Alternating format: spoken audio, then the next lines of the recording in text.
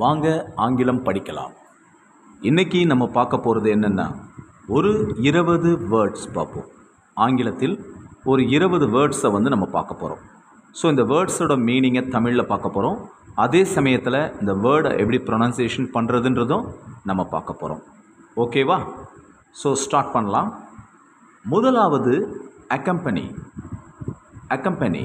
அக்கம்பனின்றது என்னென்னா உடன் போதல். அதாவது ஒருத்தவங்களோட நான் கூட போட்டா அப்படின்னு கேட்க, ஷால் ஐ அக்கம்பனி ஹிம், நான் அவனோடு செல்லலாமா, நான் அவனோடு இணைந்து செல்லலாமா அப்படின்னு ஒரு பெர்மிஷன் கேட்கணுன்னா எப்படி கேட்போம்? ஷால் ஐ அக்கம்பனி ஹிம், நான் அவனுடன் செல்லலாமா அப்படின்னு கேட்குறது அக்கம்பனி. உடன், அவன் உடன். அக்கம்பனின்ற வேர்டு உடன் என்ற அர்த்தத்தை கொள்ளுகிறது.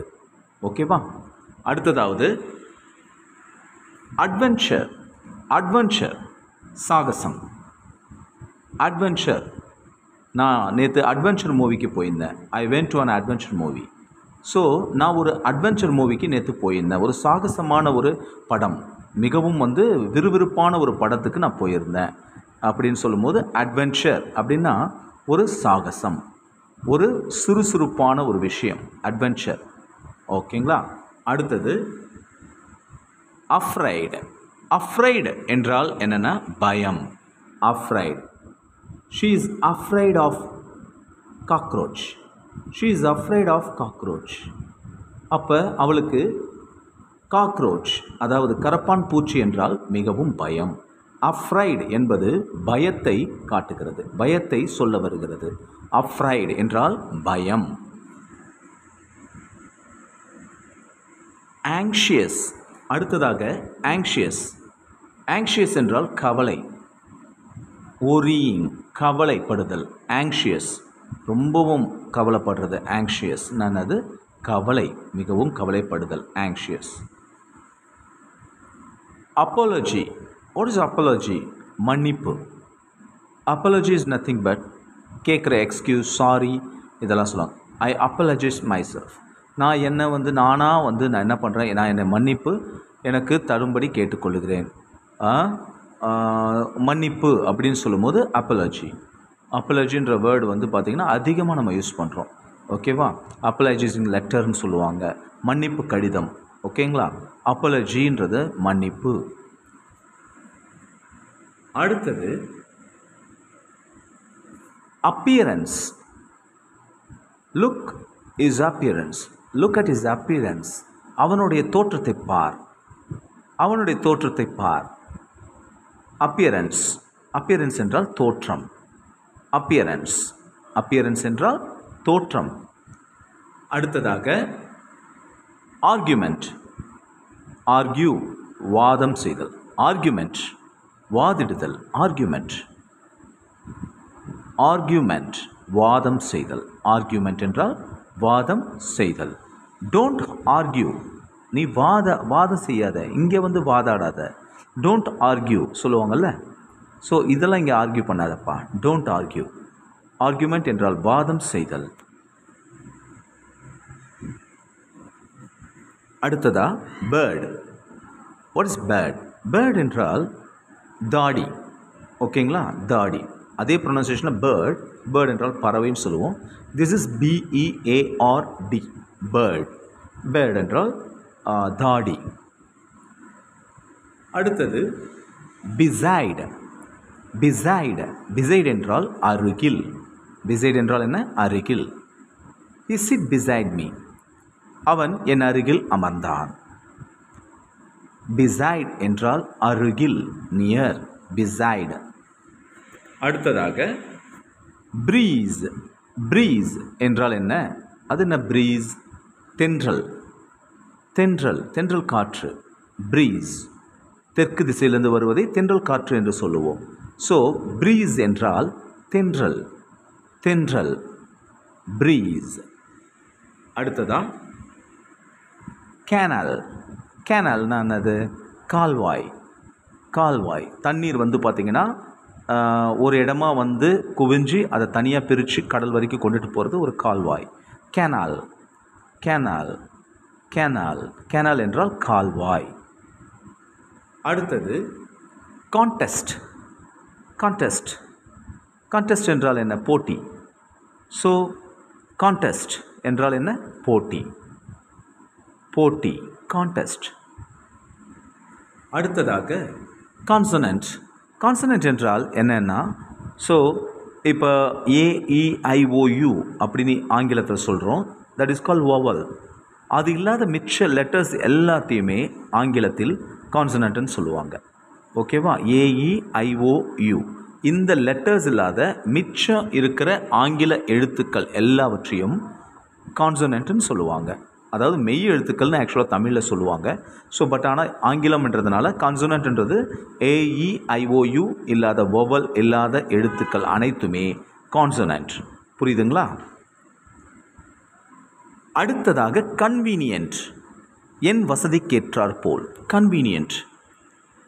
It's not convenient to me. இது எனக்கு கன்வீனியண்ட்டாக இல்லைப்பா, இது வசதியாக இல்லை. I need a convenient house. எனக்கு வசதியான ஒரு ஹவுஸ் வேணும், ஒரு கன்வீனியன்ட் ஹவுஸ் வேணும் எனக்கு. என்னது? எனக்கு ஒரு கன்வீனியண்ட்டான வசதி வாய்ப்புள்ள வசதியான ஒரு ஹவுஸ் வேண்டும். அதுதான் கன்வீனியன்ட். ஓகேவா? Convenient. Country side. What is country side? அது கிராமப்புறமாக. அதை எப்படி சொல்கிறாங்க ஆங்கிலத்தில்? Country side. கண்ட்ரி சைடு, கிராமப்புறம். Country side. அடுத்ததாக டெஸ்டினேஷன். டெஸ்டினேஷன். ஸோ என்னோட டெஸ்டினேஷன் எது? என்னுடைய எல்லை. டெஸ்டினேஷன் எது? என்னுடைய இலக்கு எது? நான் எங்கே போய் சேர வேண்டும்? டெஸ்டினேஷன். என்னுடைய எல்லை எது? என்னுடைய இலக்கு எது? நான் எங்கே போய் சேரணுமோ அந்த இடத்துக்கு பேர் டெஸ்டினேஷன். ஓகேவா? நான் போய் சேர வேண்டிய இடத்தை எப்படி சொல்ல வேண்டும்? Destination. Okay, you have to know your destination. நீ உனது எல்லை, உனது செல்லும் இடத்தை நீ தெரிந்திருக்க வேண்டும். You have to know your destination. ஓகேவா? ஓகே. அடுத்ததாக டிபார்ச்சர். டிபார்ச்சர், புறப்பாடு. புறப்படக்கூடிய இடம். எங்கேருந்து புறப்படுது? த ட்ரெயின் டிபார்ட். புறப்பட்டது. ரயில் வண்டி புறப்பட்டது. த ட்ரெயின் டிபார்ட். டிபார்ச்சர் டைம் சொல்லுவாங்க. ஸோ புறப்படும் நேரம். ஓகே, அப்போ டிபார்ச்சர் அப்படின்னா என்னென்னா புறப்பாடு அப்படின்னு அர்த்தம். அடுத்தது டெலிஷியஸ். த டெலிஷியஸ் ஃபுட். சுவையான உணவு. Delicious food. டெலிஷியஸ் என்றால் சுவையான. டெலிஷியஸ். டெலிஷியஸ் ஃபுட், சுவையான உணவு. சுவையான என்பதற்கு டெலிஷியஸ் என்று கூறலாம். அடுத்ததா டவுன்ஸ்டேர்ஸ், கீழே. இப்போ மேலே அப்படின்னா மேல் மாடி அப்படின்னா அப்ஸ்டேர்ஸ். அப்ஸ்டேர்ஸ், படிக்கட்டு ஏறி மேலே போகணும். That is upstairs. டவுன்ஸ்டேர்ஸ்னால் கீழே. Please go to downstairs. Please go to downstairs. தயவு செய்து கீழே செல்லுங்கள். He is not in the downstairs. அவன் டவுன்ஸ்டேர்ஸில் இல்லை, கீழே இல்லை. Look at upstairs. ஓகேங்களா? ஓகே. கடைசியாக efficient. Efficient is an efficient. He is an efficient boy. He is an efficient teacher. மிகவும் திறமை வாய்ந்த டீச்சர். திறமை வாய்ந்த teacher. He is an efficient artist. சிறந்த கலைஞன், திறமை வாய்ந்த கலைஞன் அப்படின்னு சொல்கிறத எஃபிஷியன்ட்னு சொல்லலாம். ஓகே, நான் இன்றைக்கி இருக்கிற இந்த 20 வேர்ட்ஸையுமே நான் படித்து காட்டுறேன். ஒரு தடவை நல்லா கவனிங்க. accompany, adventure, afraid, anxious, apology, appearance, argument, bird, beside, breeze, canal, contest, consonant, convenient, countryside, destination, departure, delicious, downstairs, and finally efficient. உங்களுக்கு இந்த 20மே தெளிவாக புரிஞ்சிருக்கும்னு நினைக்கிறேன். இதெல்லாம் ரொம்ப இம்பார்ட்டண்ட்டான ஒரு வேர்ட்ஸ். ஸோ இந்த வேர்ட்ஸ் எல்லாம் ஆங்கிலத்தில் அநேக சென்டென்ஸ்களில் பயன்பாட்டில் வரக்கூடியது.